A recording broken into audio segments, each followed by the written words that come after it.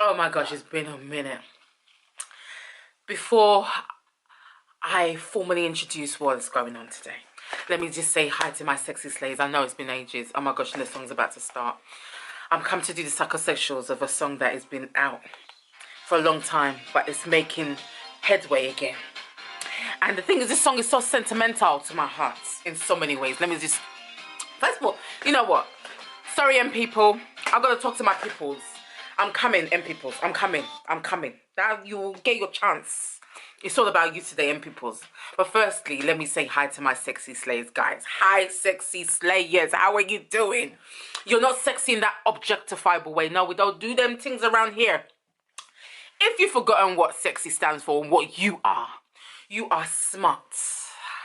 You are sophisticated. You are superb. The E stands for excellent. The E stands for exquisite. Guys, I don't know how many times you need me to remind you that X is where it's at for us, because guess what? We're excelling without no E. We don't need no E to know that we're excelling. No, we don't. And I'm talking to you guys. You, and you. Yes, that's what sexy stands for. And you're slaying. You've been slaying in your houses. You've been slaying in your business. You've been slaying in your work. You've been slaying in your school. You've been slaying in your colleges. You've been slaying in your swimming. You've been slaying, yeah, I did the swimming. Why not? What the heck? You've been slaying in your empires. And you've been slaying in your conglomerates. And guys, I know it's close to December. That vision boards that he done still in January 2022. You're still slaying in those lands that you want to penetrate, and you shall, if you haven't already. How will you do, my sexy slaves? Listen, guys, without a further ado, hey, the English, I want English. Without a further ado, listen, you know who I am by now. My name is Sylvia. I know it's been a while. Not that I've taken a hiatus. I mean, every few months, I give you a heads up as to what I'm going in my life, innit?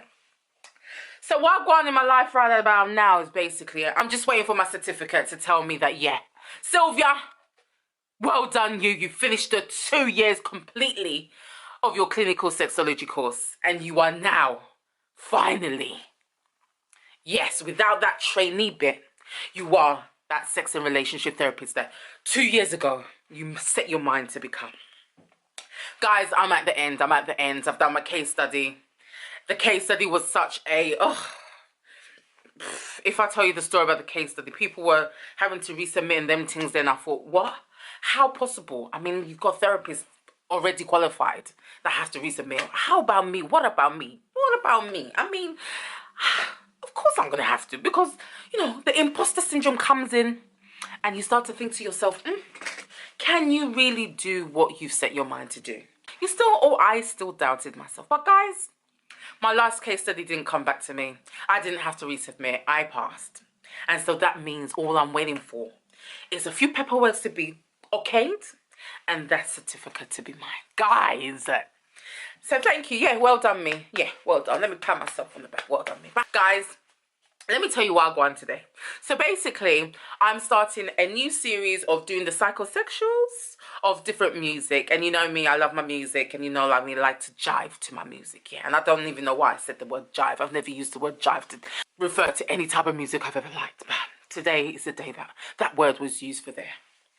I love my music. And guys, let me just explain to you why I like to do this. Because I have a theory that we've been sexualized from when we were babies. So even with the music that we listen to, there's different sexual connotations in there. And we just grow up with it.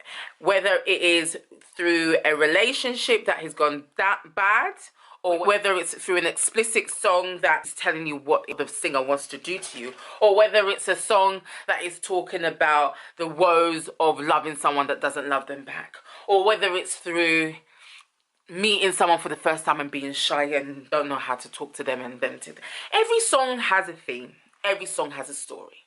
And most of those stories are usually relational. And the relationals of the relationals is usually something to do with sex in some type of way, usually. The UK's changed a little bit in the last few weeks. Yeah, it has. There's different things have been going on, them things there. And also we've got a new Prime Minister. That new Prime Minister decided, or one of her runners decided, you know what? We got to change up. I mean, I don't even know what the song was that they were using before. But we've got to change up our music campaign. Yeah. We've got to change up what we've been talking about through the message of the music campaign that we've been using in our conferences. And guess what song they came across? Guess what song? Guess what song? It was only M People's Moving On Up. Yeah, M People's Moving On Up, because I remember this song from back in the day when I was a young'un. And my brother, who I haven't seen for years, my brother, I remember him dancing to this song.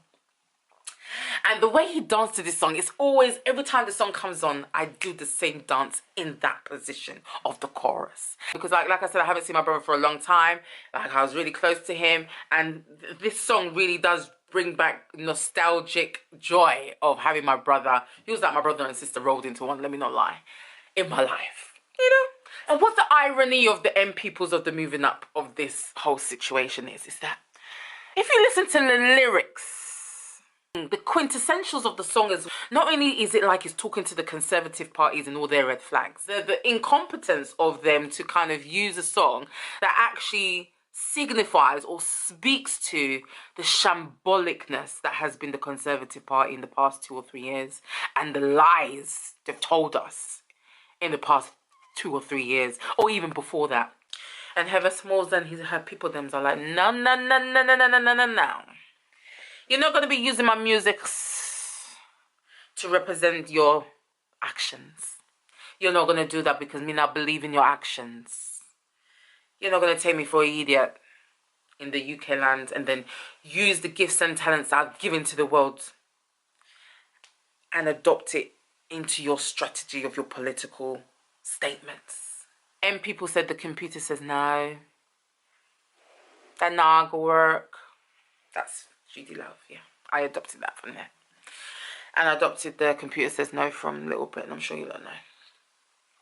Tag all of those people then. Listen, everybody's got to hear about this audacity and this goals of the Conservative Party to use this song. Thank you to the M People member that I heard on the news describing what the song is about. And I think I'm going to take it here now with the psychosexuals. But thank you. Thank you. You've given me a framework. And I'm just going to act the psychosexuals. So I'm just basically going to read out each lyric. Or we're just going to pick out a few of the lyrics while we're dancing and jigging to it. And we're going to link it to the nonsensical nonsense that we've been witness to through the Conservative Party. Yeah? You ready to do that, guys, with me? You ready? Okay, let's do this. Okay. So it's like if M People and the Conservatives were going out, and yeah, guys, there are different types of relationships. Maybe this one's a bit too extreme, but listen, there's polyamory, there's polyandry, there's all different types. I'll go into that in another episode, but we're going to stay with what I'm talking about with the M Peoples. But just imagine for a second, if you will, like Prince said, M People were going out with the Conservatives and they're singing a song to them. Basically, this is the song that signifies all the red flags in your relationship. You know what I'm saying? All those red flags that you see, this song points them all out. And it could be the relationship that the UK people then have with the Conservatives. If you look, I was looking today, but let's look together, why not? Let's look together what M People were saying when they found out what the heck was going on. Because you know what, I think it's got nothing to do with money in this respect for M People. They don't give a heck about all the money they could have been getting from them using it. It was more about the principle that they just don't stand for the Conservatives. So for them to kind of use their representation, no, M People don't want it. They don't want it. They don't want it. And this one, M People founder says, band is livid. Their song was used at Tory conference. BBC News says, moving on up, M People founder livid. Song was used. M People founder very angry. Use of song at Tory conference. The Guardian. 90s band M People. All right, I don't have to highlight it was 90s. We can still feel it in our spirit right now. What are you talking about? I felt it was part of the song just now. It's not just 90s in 2022s as well. 90s band M People, livid. Song Moving On Up was used in Liz Truss's Tory conference. And that was from Sky News. The Times. Again, the livid word is just coming up in everything. And let me show you what livid actually means. I mean, it is definitely stronger than just being angry. That I do know. But let's just see. It's like angry on steroids, I guess. I guess it's angry on steroids, but it says furiously angry. That's what the Oxford Dictionary says. And that's what the M people are. They don't want Tories who have done so much damage to the UK and the UK economy. And listen, I really don't, the English don't want English, and I'm also tired. I really don't vouch for saying that I'm any type of a political anything, because I'm not, as you can see. All I'm stating the things that were just so in my face at the time that I just couldn't believe that there wasn't more of an uproar as to the lies that we were told under Boris. And even the fact that I'm calling him Boris makes it seem like he's part of the gang. No, he was Boris Johnson. And that was their gimmick in terms of making him seem like he was some sort of a buffoon. But no, he was going on like some sort of a tyrant. He was. A little bit. It's literally an honor for me to be doing the psychosexuals of this song by that lady, Miss Heather Smalls. That one that had that hairstyle, that ponytail hairstyle. Hey, we don't call it ponytail around here. The way the clothes was curling in her directions of the turret, you call it bouffon. That's what you call it, a bouffon. That hairstyle, back in the days, is what I wanted in my life. And I tried to imitate it quite a few times. So thank you for giving me a bit of style as well, Heather. Thank you, thank you, thank you. As you can see, now me can't be bothered. But thank you for that, them times.